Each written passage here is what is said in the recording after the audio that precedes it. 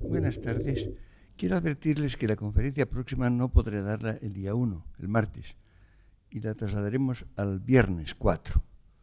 Se lo advierto, espero que no le suponga demasiada complicación, pero en fin, quiero advertirlo con tiempo. Hoy vamos a hablar de la vitalidad española. Es un aspecto que no se suele tener en cuenta cuando se habla de cuestiones sociales o de cuestiones históricas, y sin embargo me parece absolutamente esencial. No me refiero naturalmente a la vitalidad biológica, aunque no es desdeñable, también es un factor. Me refiero sobre todo a la vitalidad social, a la vitalidad histórica que tienen los diferentes pueblos en grados muy diversos y evidentemente no permanentemente, no de igual manera a lo largo de la historia. Creo que en el caso de España uno de los rasgos más característicos es un grado de vitalidad que abarca toda la historia conocida y que es bastante sorprendente. Ustedes piensen, es una cosa que siempre insisto en ella porque me parece enormemente reveladora. Ustedes recuerdan que cuando en el siglo VII, sobre todo en la segunda mitad del siglo VII, comienzos del siglo VIII, hubo la enorme expansión del pueblo árabe, del Islam, como motor del pueblo árabe que movilizó a otros pueblos que no eran árabes, pero que se islamizaron y se arabizaron culturalmente. Concretamente, el Islam cubrió la totalidad del Mediterráneo meridional, de todos los territorios africanos, desde Egipto hasta el Magreb, hasta el Atlántico, que eran tierras que habían sido helenizadas, habían sido romanizadas, habían sido cristianizadas, formaban parte del mundo antiguo, del mundo greco-romano conjunto. No olviden ustedes que pasó algo parecido hacia el este. Como nos viene un poco de lejos, solemos pensar poco en ello, pero piensen ustedes en la penetración musulmana, por ejemplo, en la India, en lo que es hoy el Afganistán, el Baluchistán, una gran parte de la India, especialmente el Pakistán, pero dentro de la India también en proporción enorme, hasta llegar a lo que es actualmente Indonesia. Pues bien, en donde se produjeron las invasiones islámicas, han perpetuado hasta hoy. Absolutamente. Estos pueblos, por ejemplo, del Mediterráneo meridional, dejaron de ser cristianos, dejaron de ser europeos, occidentales, han sido pueblos de cultura y lengua árabe, de religión islámica, hasta hoy. Y lo normal hubiera sido que hubiera ocurrido en España lo mismo.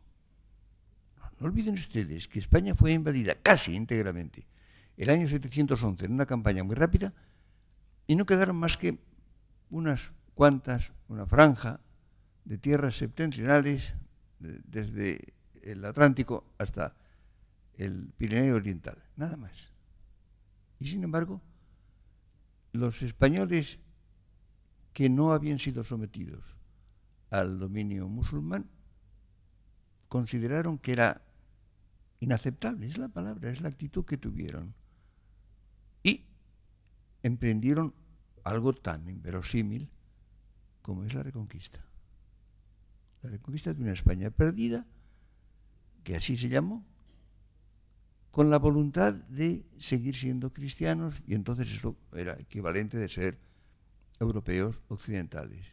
Y en una historia sumamente larga, tan larga que naturalmente no se puede entender la Reconquista como una guerra, como una campaña, no es una cosa que dura cerca de 8 siglos, no lo es, ¿no? Pero es una pretensión permanente, con un alarde de vitalidad, con un esfuerzo desigual, según las épocas y según las partes, naturalmente, ¿no? Hubo unas partes de España que sintieron más vivamente esta pretensión, esta necesidad, otras menos. Hubo épocas de cierta languidez, en que se aflojaron esos resortes, evidentemente, pero en conjunto ustedes piensen que eso supone un esfuerzo, una acumulación de esfuerzo improbable. Porque ustedes piensen lo que eran los poquísimos españoles que no quedaron sometidos al dominio musulmán a comienzos del siglo VIII. Eran poquísimos, con poquísimos recursos, sin organización. Se había hundido totalmente la monarquía visigoda. Como ven ustedes, si medimos en términos de vitalidad, si hubiera alguna unidad de medida, esto resultaría asombroso. Ni se nombra. Piensen ustedes que esto nunca se tiene en cuenta. Parece como si fuera lo más natural del mundo. Pero tomen ustedes otro momento, que es lo que ocurre en España desde fines del siglo XV. España era un país, como todos los de Europa, muy pequeño, de población muy escasa. La población de España en tiempo de los reyes católicos y después serían, bueno, quizá entre 7 y 9 millones, no hay estadísticas precisas, pero no más, no más. Pues bien, este pequeño pueblo, en muy pocos decenios, domina una gran parte de Europa, bastantes lugares de África, descubre América. En cuestión de 2 o 3 decenios la recorre casi entera, con los recursos de la época que son evidentemente mínimos. No solamente la recorre, sino que la domina, la coloniza, la llena de ciudades, la llena de monumentos, implanta la religión cristiana, la lengua, haciendo que sea la lengua propia de ese continente. Da la vuelta al mundo a los 22 años, a los 30 años justos del descubrimiento, en 1522. Cruza el Pacífico en diferentes direcciones. Descubre la mayor parte de los archipiélagos del Pacífico. Después llegará hasta las costas del Canadá y hasta Alaska. Esto es vitalidad. Esto es eficacia. Es una palabra que no se aplica a los españoles, parece incluso contradictoria, ¿no?, con los españoles, pero sí, pero la ha habido. Es un alarde de vitalidad que nos resulta casi inconcebible. Yo recuerdo, tuve esa impresión la primera vez que fui a América, el año 51. Recuerdo haber escrito un artículo, lo primero que escribí sobre América se titulaba Inverosimilitud. Y yo decía que algo sea verdadero no quiere decir que sea verosímil. Todo esto es absolutamente inverosímil. Cuanto más conozco América, menos lo entiendo. Pero piensen ustedes, y que la cosa no termina ahí. Ustedes piensen en lo que fue la invasión francesa del año 1808. Ustedes saben que Napoleón domina Europa con una asombrosa facilidad. Ustedes saben que en pocos días o en unas semanas dominaba una nación europea. Tomaba las ciudades, así, inmediatamente. Hasta que tropezó con Rusia, y allí fue principalmente la extensión inmensa y las nieves, las temperaturas. Esto fue lo que naturalmente le hizo imposible a Napoleón el dominio de Rusia. Pero en España, como saben ustedes, después de invadir España, y esto es muy representativo, quizá en la próxima conferencia tocaremos un poco este aspecto, después de que cuando Napoleón invade España en 1808 se hunde todo el sistema español existente, empezando por los reyes, por Carlos IV y su hijo, Fernando, el que había de ser Fernando VII, y todo el aparato del Estado, todas las estructuras del Estado, se hunden. Y entonces resulta que este tremendo general Napoleón, con el ejército más eficaz que existía en Europa con gran diferencia, que devoraba países en semanas,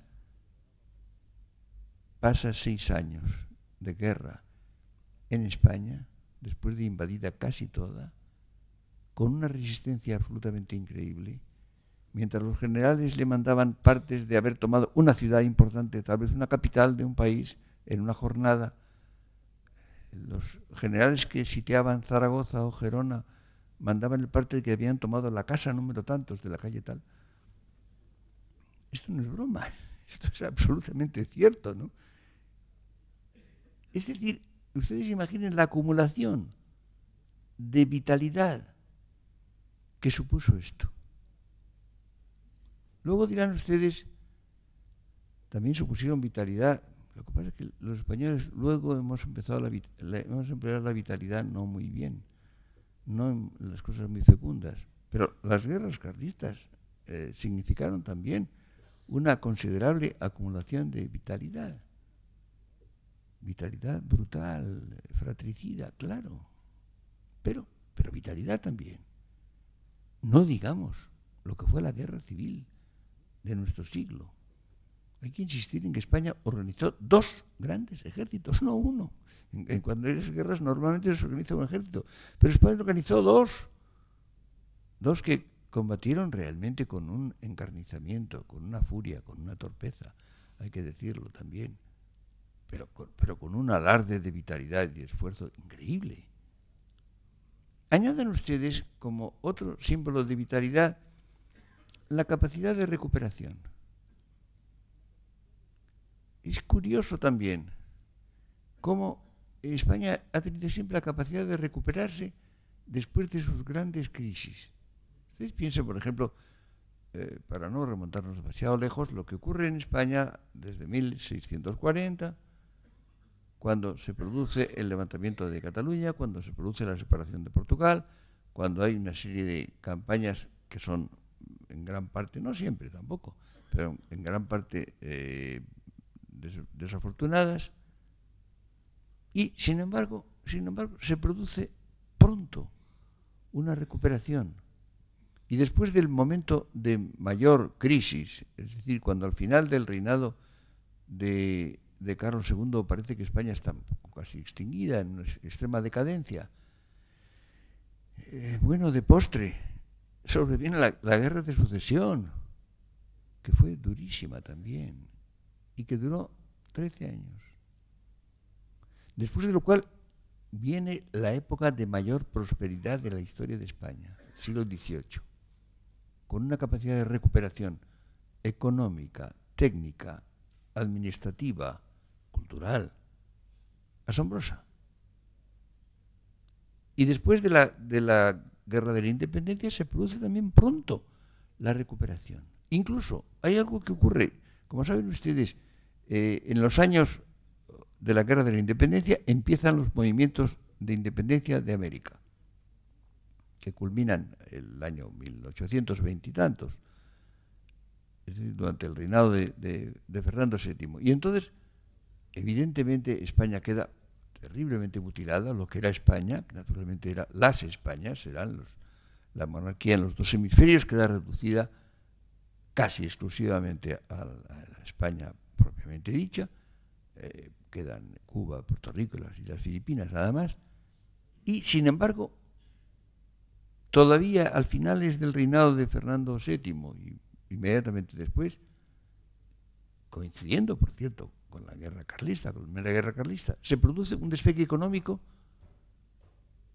que realmente fue el primer intento de prosperidad económica de España, lo cual, dicho entre paréntesis, prueba que España no vivía de América, porque si hubiera vivido de los ingresos americanos, hubiera tenido una depresión económica tremenda, que no tuvo, sino más bien al contrario.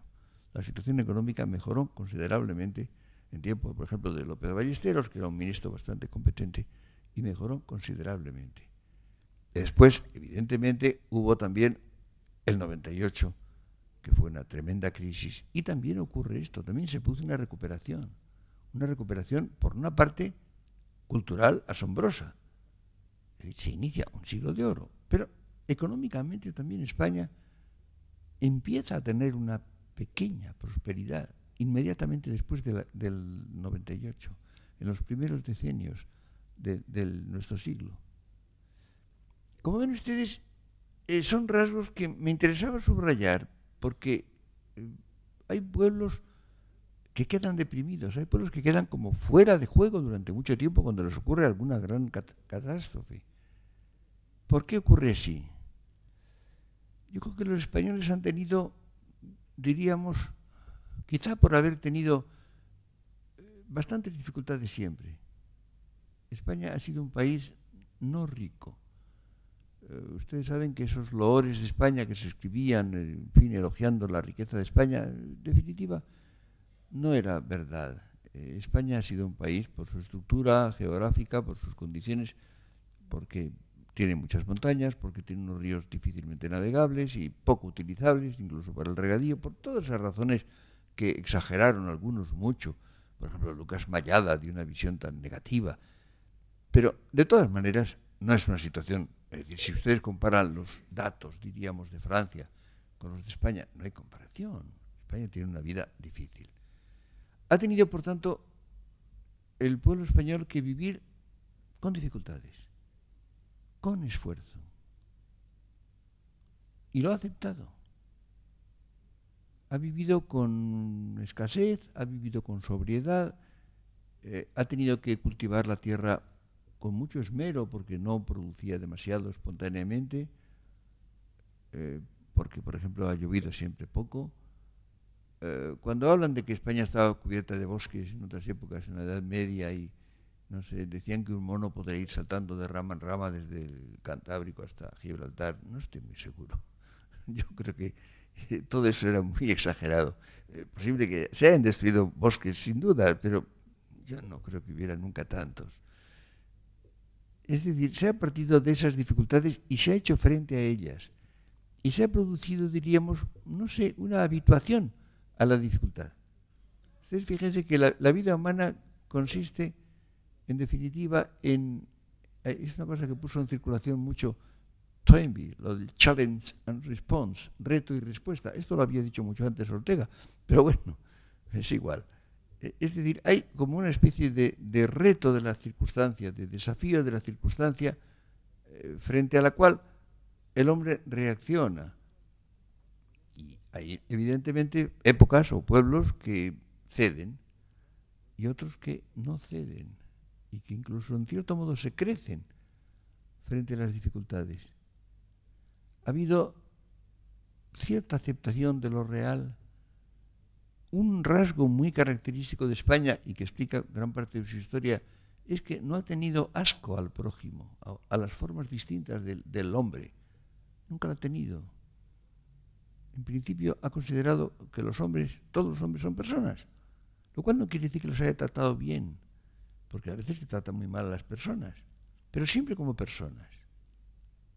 Nunca ha creído que era otra cosa y que el prójimo de otras razas, por ejemplo, pues era algo inferior y despreciable. Esta actitud no la ha tenido en España. Por ejemplo, el hecho del mestizaje es la prueba más evidente y más extraordinaria de un volumen increíble. Si se compara, por ejemplo, cómo se han comportado otros pueblos europeos con países diferentes, ha habido evidentemente alguna mezcla biológica, pero en cantidades mínimas, casi sin consecuencias. En cambio, en América fue normal, fue el uso y por eso América está llena de indios y llena de mestizos, sobre todo, principalmente. Lo cual es interesante y es muy revelador. Esto indicaba además no solamente, digamos en forma negativa, resistencia a la escasez, resistencia a las dificultades. Hay algo más positivo, que es ganas de vivir. Bueno. Esto es importante. Es decir, la gana de vivir no es igual, no es homogénea. Hay personas y hay pueblos o épocas que no tienen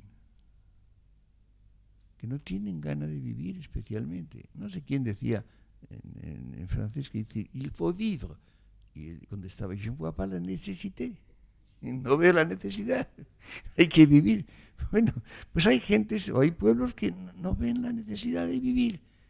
Los españoles, quizás sin justificarlo mucho, pero sienten ganas de vivir, tienen ese impulso de resistir a las dificultades y de seguir viviendo a pesar de todo. No sé, hay esas frases de la lengua que están en la lengua y que revelan eso, cuando se dice a mal tiempo, buena cara. Esto es un dicho muy español, ¿no? A buen o decir, hacer de tripas corazón. Son dos giros coloquiales que responden a esa actitud que llamo vitalidad. Esto me parece que es fundamental. Creo que hay que tenerlo esto presente porque es un rasgo con el cual no podemos contar. Nada humano es seguro. Por consiguiente, no podemos instalarnos en la comodidad de pensar que somos un pueblo de gran vitalidad. Hay que probarlo en cada momento, hay que ver en qué estamos. Habría que hacer una especie de aforo de la vitalidad. Yo siento que no haya unidades de medida para tantas cosas. No se puede medir la vitalidad, no se puede medir el amor, no se puede medir la mayor parte de las cosas interesantes, no son fáciles de medir. Pero lo que quería yo es que llegáramos a ver un poco nuestra situación del siglo XX, que es de lo que estamos ocupándonos. Pero quería poner en su lugar adecuado esta situación. Ustedes piensen que después de la guerra civil España queda en una situación en muchos sentidos lamentable. La destrucción fue enorme. Ustedes piensen que un país pobre, hay que insistir en que Europa, incluso todo el mundo era relativamente pobre, pero España era francamente pobre. Yo siempre tengo un poco la preocupación de que los jóvenes, y entiendo por jóvenes todos los que tienen menos de 50 años, o quizá menos de 60, que no han conocido en definitiva la situación anterior a la guerra o inmediatamente posterior, no se dan cuenta de lo que era la habitual pobreza española. España era un país con muy pocos recursos y la gente vivía, y no vivía mal, por cierto. Había gente que vivía muy mal, pero la mayor parte de la gente no vivía mal, ni tenía impresión de vivir mal, pero vivía con lo que al español medio de hoy le parece inaceptable. Si ustedes consideran, por ejemplo, cómo viven los que somos viejos y cómo viven nuestros hijos y cómo van a vivir nuestros nietos, a menos que volvemos a veces a la inseguridad. Pero en fin, pero evidentemente viven con un tipo de exigencia y de pretensión que a nosotros nos era desconocida, simplemente desconocida. Yo empleé una fórmula cuando yo empecé a tener hijos, hace ya mucho tiempo, claro. Yo decía, los niños de ahora son hijos ricos de padres pobres. Esta era la fórmula, porque en realidad vivían bien. Nuestros hijos vivían bien, los padres no. Los padres eran en general la mayor parte pobres, luego empezaron a ser menos pobres, pero durante bastantes años lo eran, pero los hijos ya no. Y esto se ha mantenido, se ha conservado, pero la situación de España, repito, era de gran pobreza, era además, estaba en estado de destrucción. Ustedes no olviden lo que significa una guerra durísima, una guerra además que cubre y barre todo el territorio. Porque, por ejemplo, las guerras carlistas se combatían en unos cuantos lugares, pero no, esta guerra no. Esta guerra supuso la movilización total del país y la totalidad del territorio, que fue barrido en muchos lugares 2 veces, con destrucción de todo lo que había, de las estructuras físicas, de los caminos, de las carreteras, de los ferrocarriles. No había coches, no había prácticamente nada. Es decir, hubo una destrucción tremenda, multiplicada por el aislamiento de España, por la política imperante y por la guerra mundial, que significó el aislamiento. De modo que las situaciones eran enormemente difíciles. Esto no hay. Luego después se añadan ustedes la situación política. Ustedes no olviden que hubo varios cientos de miles de personas en la cárcel desde el año 39. Esto se suele olvidar. A veces se exagera o se dan como muertos, que tampoco. Pero esto fue importante. No olviden ustedes tampoco que el año 39 se declararon nulos todos los billetes emitidos desde el comienzo de la guerra civil en la zona republicana, con lo cual la mitad de la población española se quedó sin un céntimo, literalmente. Y los que tenían cuentas corrientes, que no eran muchos entonces, eran muy pocos, ahora todo el mundo tiene cuentas corrientes y todo se paga por banco, naturalmente, pero entonces no. Pues a esos les varían las cuentas según la fecha de depósito desde la totalidad, los que eran muy antiguas, hasta un 10%, o 0, según los casos. Es decir, la situación era de escasez increíble. Y sin embargo, esta época inmediatamente posterior a la guerra no fue en modo alguno esa especie de depresión, de esa imagen quejumbrosa que ahora se está dando. No era eso. Había vitalidad, había ganas de vivir. Había la impresión de que la paz era bastante mala para la mayor parte, para algunos no, pero para la mayor parte, pero era incomparablemente mejor que la guerra.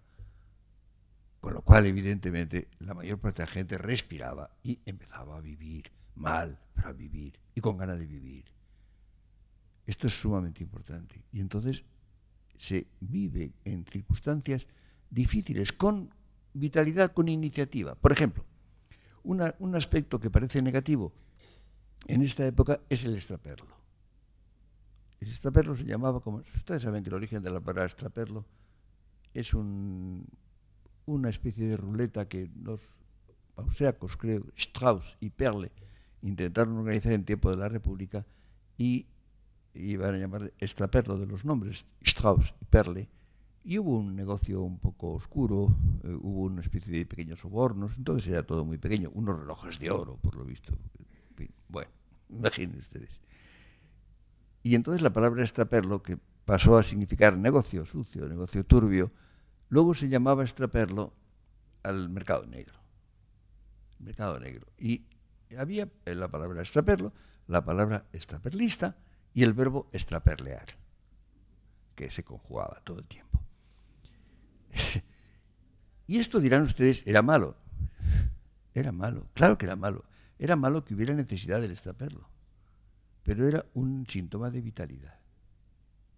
Cuando Ortega pasó unos cuantos años en Lisboa, que estaba mucho mejor entonces, tenía otro tipo de prosperidad y parecía, yo me acuerdo de haber estado el 44 y el 45 en Lisboa y parecía una cosa extraordinaria.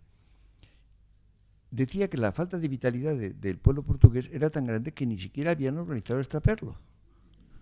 No había extraperlo, porque no había esa iniciativa de, no sé, de defenderse de situaciones angustiosas. Dirán ustedes mal, sí, mal, pero claro, era peor morirse de hambre o carecer de todas las cosas.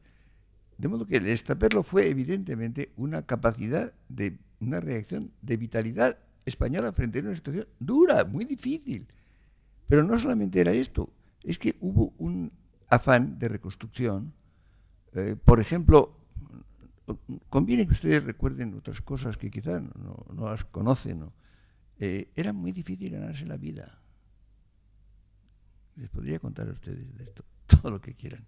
Era muy difícil tener ningún trabajo. Además, el trabajo se pagaba muy poco. Mucha gente además no podía trabajar porque tenía vetos políticos considerables. Pero se pagaba enormemente poco el trabajo.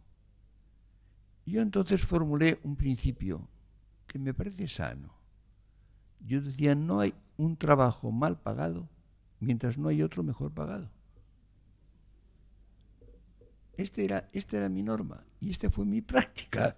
Yo aceptaba un trabajo cualquiera por mal pagado que estuviera hasta que había otro mejor pagado.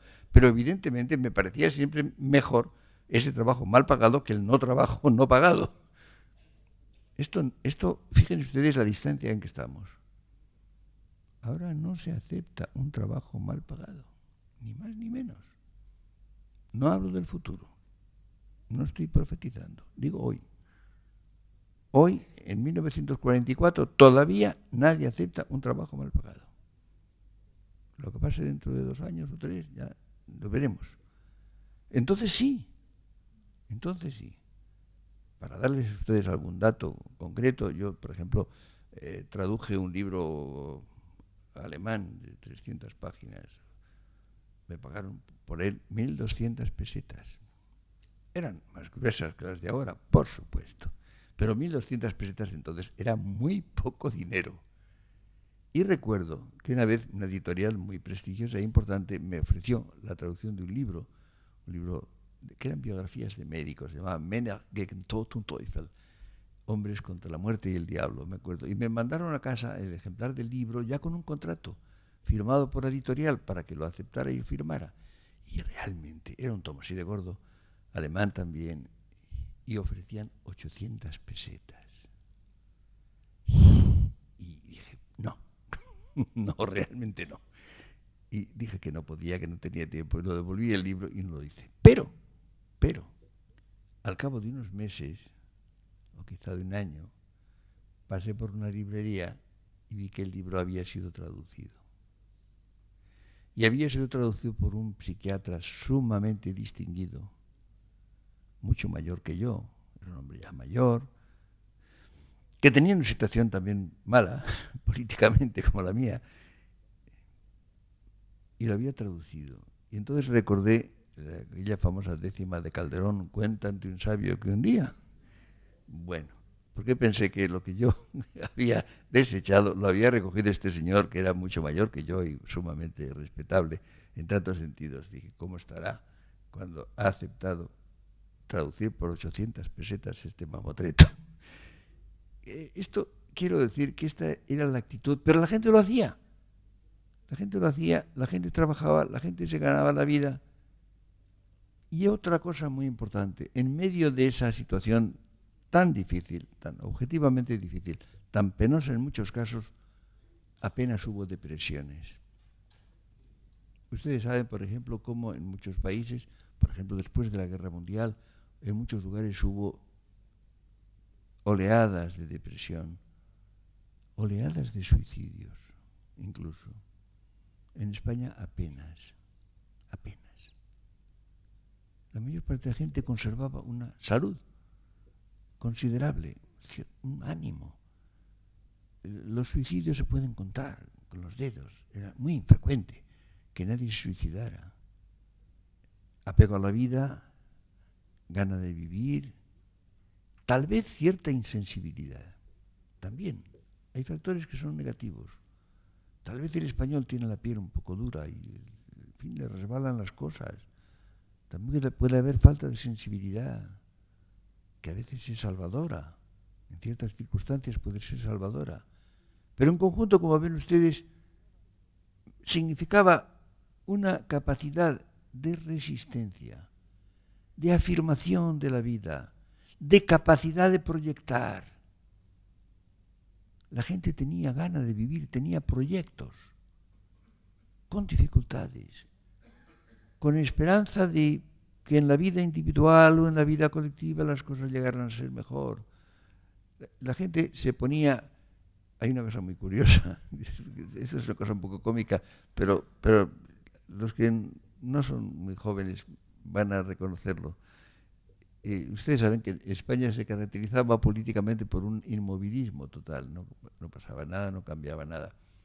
Cambiaban las cosas un poco al primero de año, se suponía que iban a cambiar, no cambiaban, ¿no? O el 18 de julio, es decir, 2 veces al año. Y entonces la gente confiaba en esto. Bueno, sí, pero entonces para el 18 de julio va a haber cambios. Llegaba el 18 de julio y aumentaba el calor, pero no pasaba más. Llegaba el 1 de enero y hacía frío, por lo general. Tampoco pasaba gran cosa. O había unos cambios aparentes que no significaban nada. Todo seguía más o menos lo mismo. Pero hay una especie de... esa operación que hacemos cada día, cotidianamente, de que nos acostamos y esperamos mañana será otro día, ¿no? Y se espera algo para el día siguiente. Pues bien, esto se trasladaba, era bienal, era 2 veces al año, pasaba la cosa. Y había una cierta expectativa, se daban unos plazos, y cuando se veía que no había pasado nada en julio, pues se esperaba hasta enero. Y cuando no pasaba nada en enero, se esperaba hasta julio. Y así se iba pasando. Unos 40 años, muchos años. Pero durante eso la vida iba funcionando y la vida se iba desarrollando. Esa expresión que ahora se emplea mucho, que la emplearon en tiempo de Fernando VII, de los mal llamados años, es una expresión que me parece simplemente abominable. Porque no hay mal llamados años. Hay años malos, que es otra cosa, ¿no? Pero son tan años como los demás. No son mal llamados años, son los de nuestra vida. No hay más que los años de nuestra vida. Y evidentemente cuando la gente ahora trata, por ejemplo, de fingir, naturalmente, que no ha vivido durante no sé cuántos decenios, que no ha vivido, que era una especie de paréntesis, es mentira. La gente ha vivido naturalmente y hemos hecho nuestra vida en esos años buenos, malos, más bien malos, difíciles para muchos, para algunos dificilísimos, pero que eran los años de nuestra vida. De nuestra vida. Y ahora subrayo la palabra vida, porque se vivía. Se vivía y se hacían muchas cosas. Dentro de unos días hablaremos un poco más en detalle de lo que se ha hecho. Pero fíjense ustedes que incluso incluso se ha hecho algo que es enormemente importante, que fue la recuperación paulatina de la libertad. Es evidente que bajo una estructura que no cambiaba, que era más o menos la misma, una estructura definida por una cosa que a mí me pareció sumamente inaceptable, siempre me lo pareció, que es que se podían hacer muchas cosas, pero no había derecho a hacerlas. Claro, menos mal que se podían hacer en general, pero no había derecho a hacerlas. Es decir, se hacían por concesión o tolerancia, lo cual no es aceptable. Pero de hecho se podían hacer muchas y se hacían. Esto es capital. Y esto iba creando un ámbito. La libertad no está ahí, se hace usándola, se hace ejerciéndola, con lo cual puede ocurrir la situación inversa, que es que la haya y no se use, cosa que puede ocurrir perfectamente. Es decir, la libertad se crea con el esfuerzo, con el ejercicio, se abre un ámbito para ella, y poco a poco, incluso por debajo de estructuras que la negaban o que no la aceptaban, de hecho, se iba dilatando. Se iba dilatando. Y habría que hacer un poco el catálogo preciso. Yo dije, y lo dije por escrito en esos años, que había que hacer una lista de las cosas que nos faltaban. Pero había que hacer otra lista de las cosas que teníamos y se podían perder. Lo cual me parecía esencial para hacer las cuentas claras. Esto me parece sumamente importante. Como ven ustedes, por tanto, había habido una especie de continuación de la vida. Es decir, la vida no se interrumpió, ni poco ni mucho. No se interrumpió. La vida continuó. La vida se fue incrementando. Fue abriéndose caminos. Con grandes dificultades, con ingenio a veces, con trucos, con trampas, con riesgo, según los aspectos, pero siguió viviendo. Y entonces resultó lo siguiente. Ustedes fíjense que cuando en España se produjo el cambio político decisivo en el cual estamos, ya bastantes años, nos encontramos con que España no era un pueblo aplastado. Estaba vivo. No era menester que entrara en convalecencia. No era menester hacerle la respiración artificial. Esto. Ustedes piensen lo que está pasando en gran parte de Europa.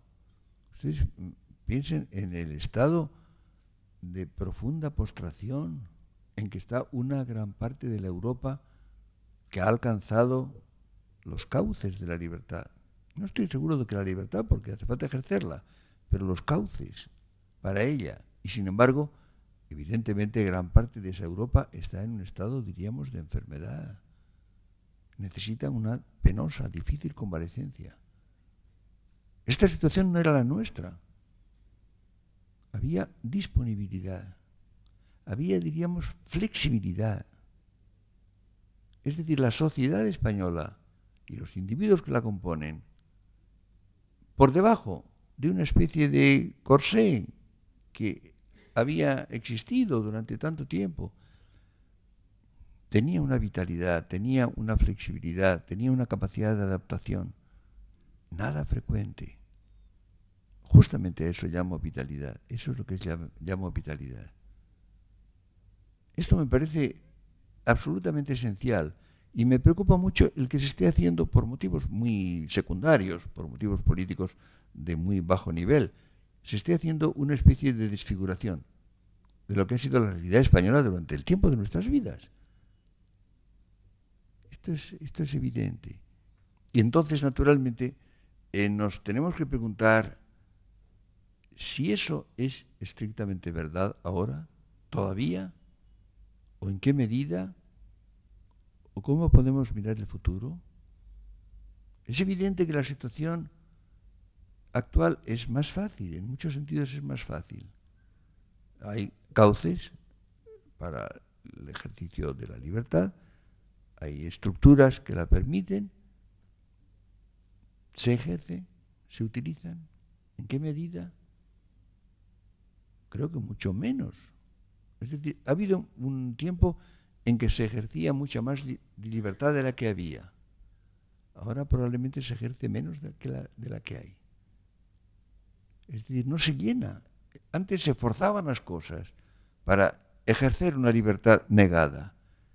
Ahora probablemente no se llena el cauce posible, sino que la gente se retrae en cierta medida, lo cual evidentemente me parece enormemente grave. Entre otras razones porque puede ocurrir que los límites se acerquen, que se produzca una obturación de esas posibilidades. Pero sobre todo me preocupa el que pueda significar un descenso del nivel de vitalidad. ¿Por qué? Porque precisamente ha habido ciertas facilidades. Es evidente, por ejemplo, que España ha tenido menos presiones que en otros momentos, ha tenido una situación, ya se había producido desde el año 60 o 60 y tantos, una ampliación económica considerable. Los españoles han vivido con un nivel económico que no habían tenido nunca, nunca. Es evidente que durante bastantes años ha habido un nivel sumamente alto. No comparable al de los países realmente prósperos, pero no. España dejó de ser un país pobre. Yo me acuerdo que dije hace 30 años o 30 y tantos, de que España no es un país subdesarrollado, es un país mal desarrollado, que es otra cosa distinta. Se podría desarrollar mejor. Pero ese desarrollo se ha producido bastante. Y eso tiene quizá el inconveniente de que los resortes se aflojan, de que tal vez, por lo mismo que hay, por ejemplo, ustedes piensen que hay ese concepto que usan los psicólogos del umbral, por ejemplo, el umbral de las sensaciones.